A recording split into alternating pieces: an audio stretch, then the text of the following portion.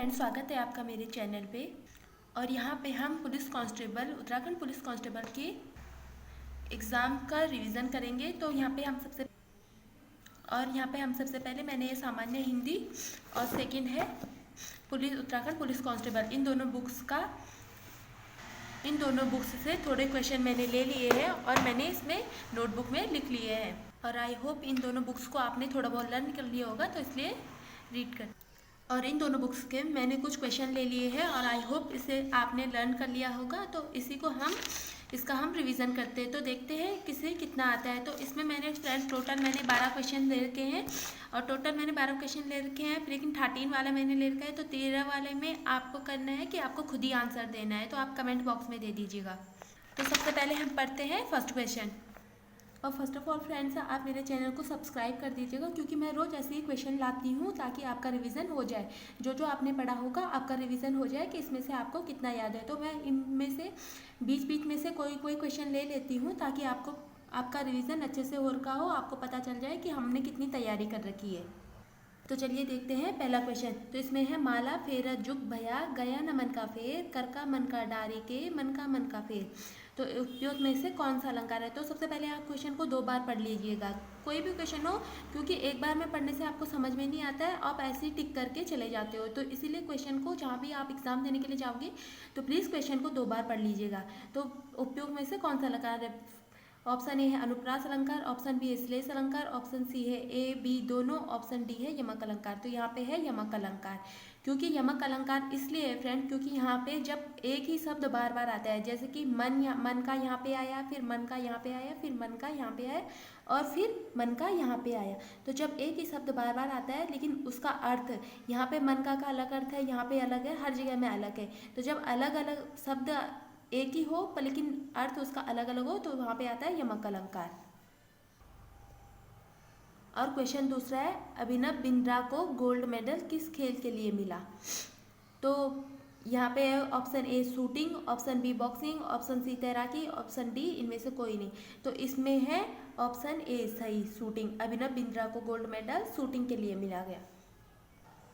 और तीसरा क्वेश्चन है यहाँ पे फ्रेंड, पिरुल किस पेड़ में पाया जाता है? और जो पिरुल किस पेड़ में पाया जाता है, जो पौड़ी साइड से होंगे उन्हें पता होगा कि पिरुल किस पेड़ में पाया जाता है, क्योंकि उसी साइड ज़्यादा पिरुल यानी कि चीड़ के पेड़ होते हैं। तो पहला ऑप्शन सही हो गया, यहाँ पे चीड़ के पेड़ से पिरुल पाया जाता है, ठीक है, ऑप्शन ए के। और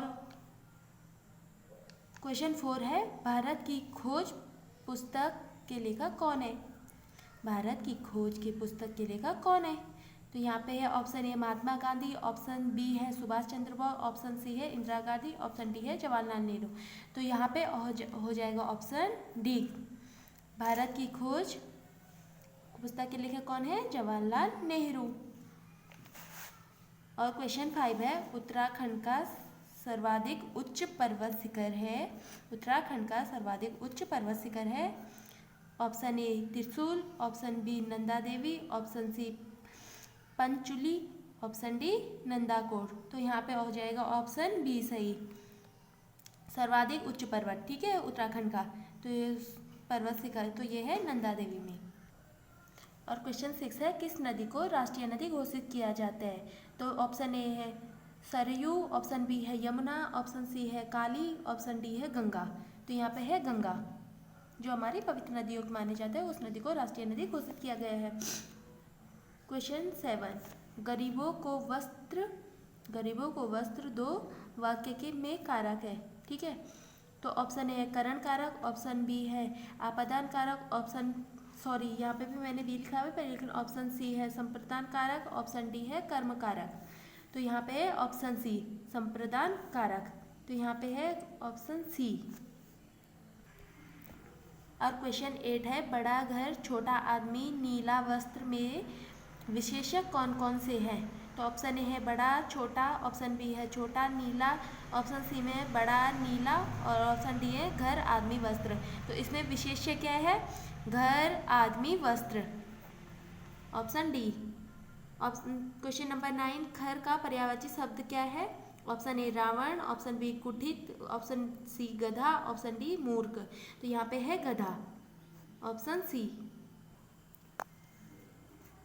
क्वेश्चन 10 है, दूर दृष्टि दोष निवारण के लिए काम में लेते हैं। ये साइंस यानी कि साइंस का क्वेश्चन है। तो यहाँ पे है पहला अवतल लेंस, बी है उत्तल दर्पण, फिर सी है उत्तल लेंस, फिर डी है अवतल दर्पण।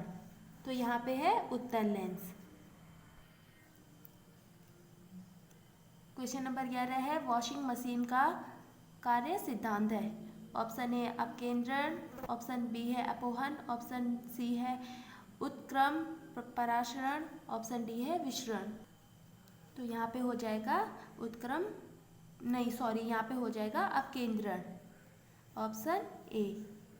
और यहाँ पे 12वां क्वेश्चन है रैम को कंप्यूटर के किस प्रोसेस को कहा जाता है। तो यहाँ पे ऑप्शन ए है फैक्ट्री, ऑप्शन बी है ऑपरेटिंग रूम, ऑप्शन सी है वेटिंग रूम, ऑप्शन डी है प्लानिंग रूम। तो यहाँ पे ऑप्शन सी सही हो जाएगा, वेटिंग रूम। ठीक है। और ये क्वेश्चन मैंने आपको, आई होप आपके इन 12 क्वेश्चनों में से कम 10 क्वेश्चन या 8 क्वेश्चन तो सही आए होंगे। अगर आपके 8 भी सही आए हैं तो आपकी तैयारी इसका मतलब अच्छी चल रही है। और ये अंतर्राष्ट्रीय न्यायालय कहाँ स्थित है, ये क्वेश्चन आपके होमवर्क के लिए, मतलब कि आप इसे बताइएगा कमेंट में बिना देखे कि किस किस को ये याद था। और ये भी बताइएगा कि 12 क्वेश्चन में से आपके कितने सही हुए हैं। और प्लीज़ मेरे चैनल को सब्सक्राइब कर दीजिएगा क्योंकि मैं रोज़ आपके ऐसे रिवीजन के लिए क्वेश्चन लाती रहूँगी। Thank you.